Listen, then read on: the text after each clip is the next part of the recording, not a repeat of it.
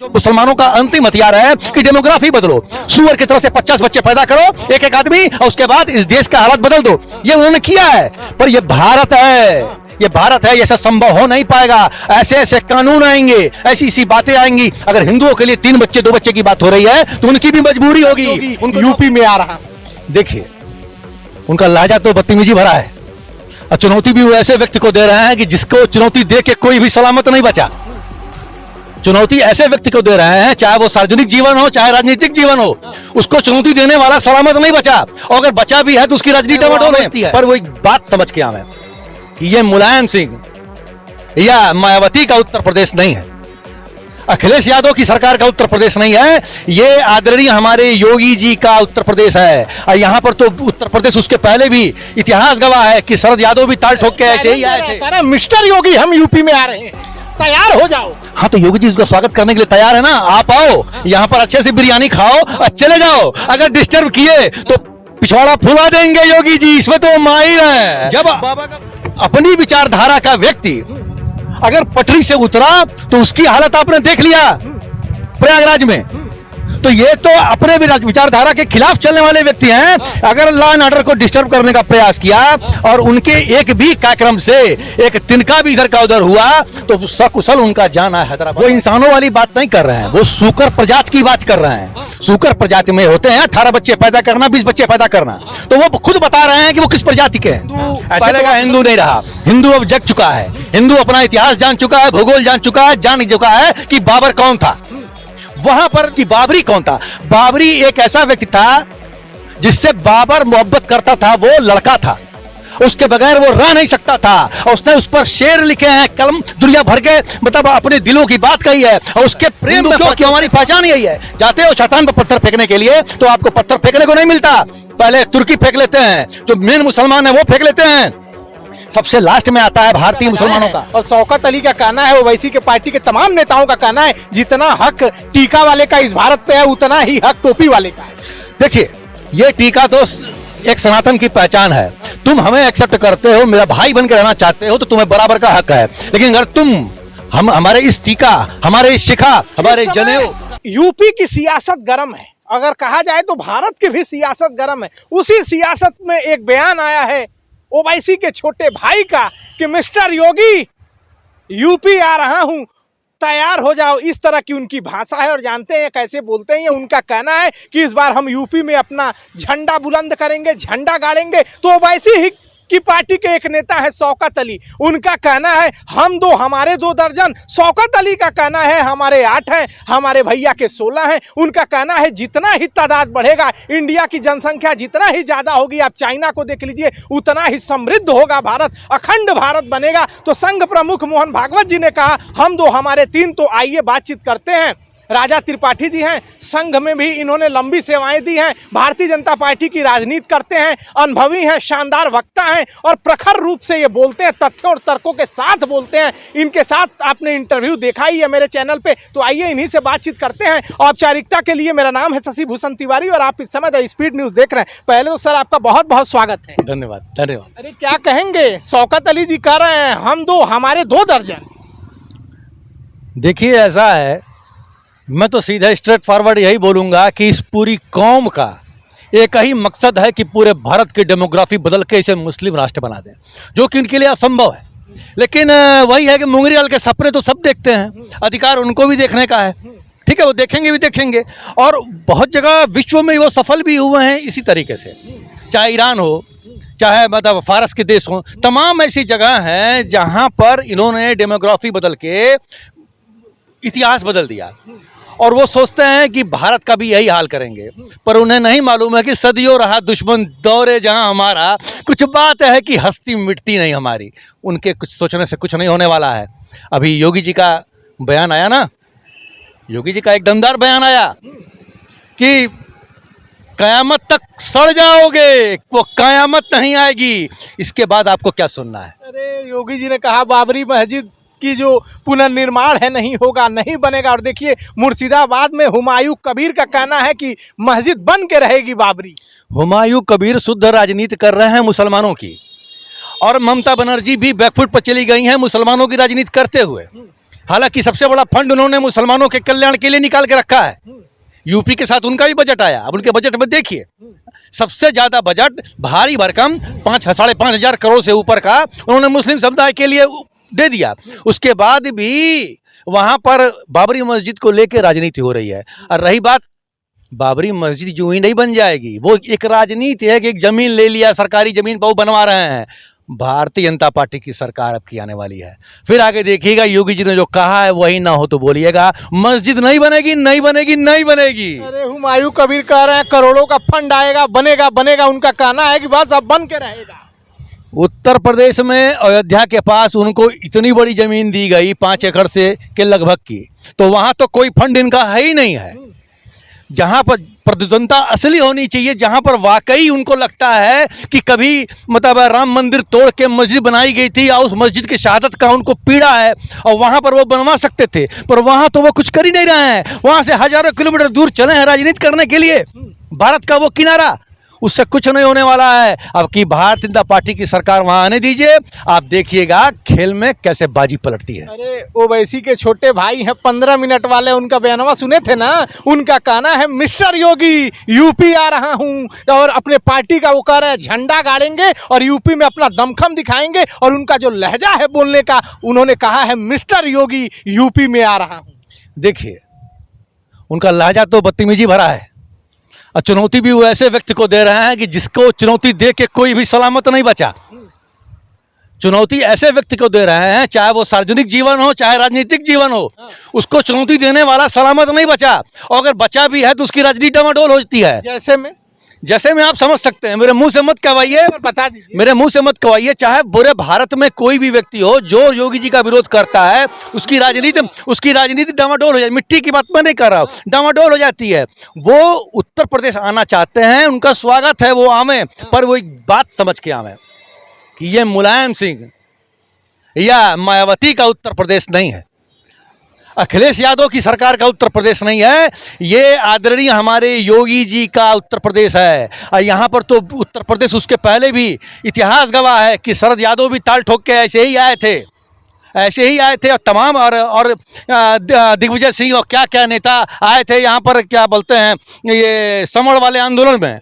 यहाँ बम चला था, यहाँ डंडे चले थे, पत्थर फेंके गए थे, मंच छोड़ के भागे थे। ये वो उत्तर प्रदेश है। चैलेंज दे रहे हैं, कह रहे हैं मिस्टर योगी हम यूपी में आ रहे हैं, तैयार हो जाओ। हाँ, तो योगी जी इसका स्वागत करने के लिए तैयार है ना। आप आओ, यहाँ पर अच्छे से बिरयानी खाओ और चले जाओ। अगर डिस्टर्ब किए तो पिछवाड़ा फुला देंगे योगी जी, इसमें तो माहिर हैं। बाबा का बुलडोजर की जरूरत नहीं पड़ेगी। जब अपनी विचारधारा का व्यक्ति अगर पटरी से उतरा तो उसकी हालत आपने देख लिया प्रयागराज में। तो ये तो अपने विचारधारा के खिलाफ चलने वाले व्यक्ति हैं। अगर लॉ एंड ऑर्डर को डिस्टर्ब करने का प्रयास किया और उनके एक भी कार्यक्रम से एक तिनका भी इधर का उधर हुआ तो सकुशल उनका जाना हैदराबाद बड़ा मुश्किल होगा। लोग उनके तादाद से घबरा रहे हैं। शौकत अली का कहना है हमारे 2 दर्जन। तो आप जनसंख्या से काहे परेशान हो रहे हैं राजा जी? क्यों दिक्कत हो रही है? हमारे 2 दर्जन। कोई दिक्कत नहीं है। पूरी दुनिया में इंडोनेशिया सर्वाधिक मुस्लिम देश है, उसके बाद कहीं मुसलमान पा जाते हैं तो उत्तर प्रदेश में आ जाते हैं। ठीक, तो आप लगभग 20% की आबादी को गवर्न करते हैं मुसलमानों को योगी जी। यहाँ पे एक परिंदा पर भी नहीं मारता, एक मुसलमान ये नहीं कहता कि हम असंतुष्ट हैं। असंतुष्ट वाली राजनीति यहाँ चलेगी ही नहीं। कह रहे ज्यादा जनसंख्या होगी, वो कह रहे हैं हिंदू 4 नहीं आप भी 14 पैदा करिए। जितनी जनसंख्या होगी भारत अखंड भारत बनेगा। चाइना की जनसंख्या देख लीजिए कितना आगे, वैसे ही हमारी भी जनसंख्या बढ़ेगी तो हम भी खूब आगे होंगे। वो इंसानों वाली बात नहीं कर रहे हैं, वो सूकर प्रजाति की बात कर रहे हैं। सूकर प्रजाति में होते हैं 18 बच्चे पैदा करना, 20 बच्चे पैदा करना। तो वो खुद बता रहे हैं कि वो किस प्रजाति के हैं। ऐसे तो आप सोशल मीडिया पर उनके तमाम नाम सुनते होंगे, पर मैं बता रहा हूं कि उनकी यही हरकतें साबित करती हैं कि सूकर प्रजाति से बिलोंग करते हैं वो लोग। ऐसा नहीं है। वो आप डेमोग्राफी बदलने का सपना तो लेके वो चले ही हैं, उनके सामने वाकई कोई चारा नहीं है। वो यहाँ आंदोलन कर नहीं सकते। हिंदू पहले का हिंदू नहीं रहा, हिंदू अब जग चुका है। हिंदू अपना इतिहास जान चुका है, भूगोल जान चुका है, जान चुका है कि बाबर कौन था। वहां पर अभी मैं कल बैठ के न्यूज़ चैनल देख रहा था, तो आज तक वालों ने बाबरी मस्जिद के लिए जो ईंटा और पैसा दे रहे हैं उनसे पूछा कि बाबर कौन था, हुमायूं कौन था, उनको पता ही नहीं है। बाबरी कौन था उनको पता ही नहीं है। अरे पहले तो उनको यह समझना चाहिए कि किसकी राजनीति करते हो और किस घटिया व्यक्ति की राजनीति करते हो। आज तक में मैं कल दंग था जिस तरह से ओपन करके बताया गया कि बाबरी कौन था।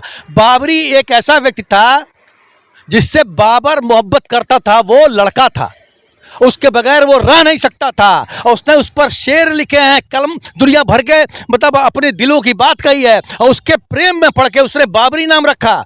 हाँ, आप इतिहास खोल के देखिए, कल आज तक चैनल ने पूरा दिखा दिया है, प्रत्यक्षम कृम प्रमाणम। तो ऐसे व्यक्ति की राजनीति आप करोगे हिंदुस्तान में, तो हिंदुस्तान का जो स्वाभिमानी मुसलमान है, जो वाकई जिस भी परिस्थिति के कारण हिंदू से मुसलमान बना है, उसके जेहन में सनातन आज भी है। हमारे मोहन भागवत कहते हैं ना कि भारत पर रहने वाला, चाहे वो मुस्लिम हो, चाहे पारसी हो, चाहे ईसाई हो, पहले हिंदू है। हिंदू क्यों हमारी पहचान यही है। जाते हो शैतान पर पत्थर फेंकने के लिए, तो आपको पत्थर फेंकने को नहीं मिलता, पहले तुर्की फेंक लेते हैं, जो मेन मुसलमान है वो फेंक लेते हैं। सबसे लास्ट में आता है भारतीय मुसलमानों का।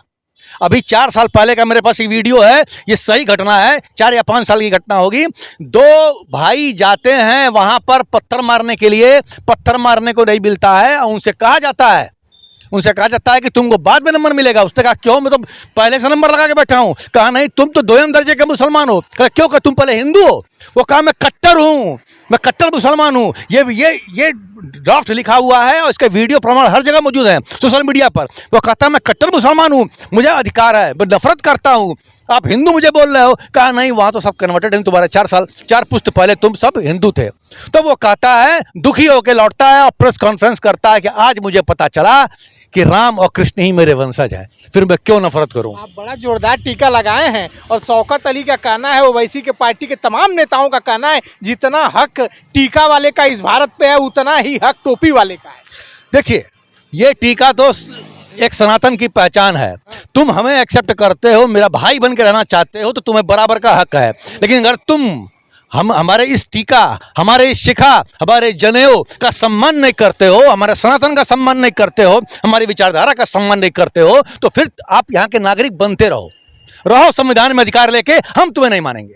अरे कहना है शौकत अली का, तमाम ओवैसी की पार्टी के नेताओं का, कि बुर्का पहनने वाली महिला और हिजाब पहनने वाली बेटी एक दिन उत्तर प्रदेश की सीएम बनेगी और भारत की पीएम बनेगी। मैंने कहा ना कि उनका विश्वास अब एक ही चीज में रह गया है, सारे हथियार तो कुंद हो गए, देश जग गया, राजनीति समझ में आ गई, जहां हिंदुत्व होगा वही शासन करेगा। ममता बनर्जी भी समझ गई, अब उनके सामने एक ही रास्ता है जो मुसलमानों का अंतिम हथियार है कि डेमोग्राफी बदलो, सुअर की तरह से 50 बच्चे पैदा करो, एक आदमी, और उसके बाद इस देश का हालत बदल दो। ये उन्होंने किया है, पर ये भारत है, ये भारत है, ये सब संभव हो नहीं पाएगा। ऐसे ऐसे कानून आएंगे, ऐसी ऐसी बातें आएंगी। अगर हिंदुओं के लिए 3 बच्चे 2 बच्चे की बात हो रही है, तो उनकी भी मजबूरी होगी, उनको नौकरी नहीं मिलेगी, उनको लोन नहीं मिलेगा, तमाम ऐसी रणनीति बनेगी। जिस दिन लगेगा कि वाकई डेमोग्राफी बदलने वाली है और ऐसी स्थिति होने वाली है, तो ये हिंदू शांत नहीं रहेगा, हिंदू सड़कों पे होगा, और हम अपनी राजनीतिक सत्ता के हनक से राजनीतिक गलियारे में ऐसे कानून लाएंगे कि हम सुरक्षित रहें और हमारे साथ मुसलमान भी सुरक्षित रहें। ओवैसी जी कह रहे हैं हम रहें ना रहें, जो हिजाब पहने हुए बेटी है वो आईएएस बनेगी, एसडीएम बनेगी, कलेक्टर बनेगी, डॉक्टर बनेगी, और उनका कहना है मैं रहूं ना रहूं, एक दिन इस देश की पीएम भी बनेगी हिजाब पहनी हुई बेटी। क्यों, भारत में राष्ट्रपति मुसलमान नहीं हुए हैं क्या? हुए हैं ना। क्यों मुसलमानों को गृह मंत्रालय या बड़े बड़े पद दिए गए हैं? हमने दिया है, हमने दिया है। पीएम बनाएंगे, ठीक है, उत्तर प्रदेश में सीएम बनेगी। आप योग्य बनो, आप पढ़ लिख लो, योग्य बनो, वाकई हिंदुओं का दिल जीतने का हुनर रखो, जिससे अब्दुल कलाम ने जीता था। इस तरह से जीतने वाले हो, वीर अब्दुल हमीद की तरफ से दिल जीतने वाले हो, देश पर कुर्बान होने वाले हो, हम बना लेंगे, वो भी बना लेंगे। हिंदुओं का हृदय बड़ा ऐसा हृदय है, हम तो शास्त्र धारा हैं, हजारों धाराएं आके विलीन हो जाती हैं, फिर भी सनातन सनातन होता है। जैसे गंगा में हजारों नाली कचड़े गटर का पानी पड़ने के बाद भी गंगा माँ का पवित्र जल बन जाता है। तुम सबकी विचारधारा यहाँ पर समाहित होकर पवित्र हो जाएगी, तो बनो ना, अगर तुम योग्य होगे और हमको लगेगा कि वाकई तुम इतने काबिल हो मिसाइल मैन की तरह से कि देश के लिए, कल्याण के लिए तुम सोचने वाले हो, तो बनो। एकदम बनो, योग्यता के आधार पर बनो। ये जो डेमोग्राफी बदल के आना चाहते हो, ये अभी मुंगेरी लाल के सपना देखते अरे रहो। अखिलेश यादव जी कह रहे हैं 24 में हाफ किए हैं, 27 में साफ कर देंगे। भारतीय जनता पार्टी पूरी तरह से घबराई हुई है। जब योगी जी को अपने सीट जाने का डर सताता है तो वो ऐसे ही कयामत वाली बातें कहते हैं। 27 में ही वो साफ हो जाएंगे, उसके बाद इनका नामो निशान नहीं रहेगा। 27 के बाद के इलेक्शन में आप देख रहे हैं ना, ये हर बुद्धिमान व्यक्ति जो पढ़ा लिखा है, जो बजट आया है, जरा बजट देख लीजिए। अब बांग्लादेश का बजट, दोनों बजट आगे पीछे आए हैं। देखिए 27,000 करोड़ से ऊपर उन्होंने इंफ्रास्ट्रक्चर पर खर्चा किया है और 1 ट्रिलियन के ऊपर ये ले जा रहे हैं इकोनॉमी को योगी जी, $1 ट्रिलियन। अब ये इतनी बड़ी इकोनॉमी है कि इसके बाद उत्तर प्रदेश पूरे भारत को गवर्न करेगा।